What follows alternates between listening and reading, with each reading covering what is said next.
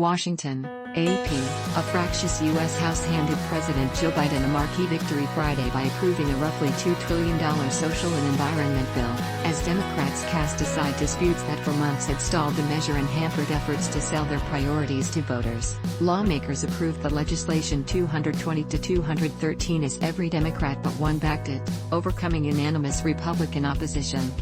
The measure now heads to the Senate, where changes are certain and disputes between cost-conscious Democratic moderates and progressives who seek bold policy changes will flare anew. For the moment, Democrats were happy to shake off a dispiriting period of off-year election setbacks, tumbling Biden poll numbers and public disgruntlement over inflation, stalled supply chains and the pandemic. He told reporters at the White House he expected the legislation to take a while to move through the Senate but declared, "I will sign it." Period. The legislation, among the most expensive in years, is remarkable for its reach. It rewrites tax, health care, environment, education, housing and other policies, shoring up low and middle-income families, helping the elderly and combating climate change.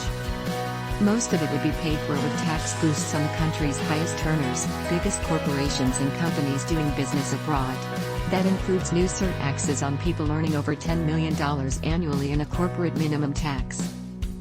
Because of its size, scope and symbol of what Democrats stand for, each party thinks the package will help in next year's midterm elections, when Republicans have a solid chance at capturing House and Senate control. Hey, goodbye, GOP lawmakers say, taunting Democrats during the vote.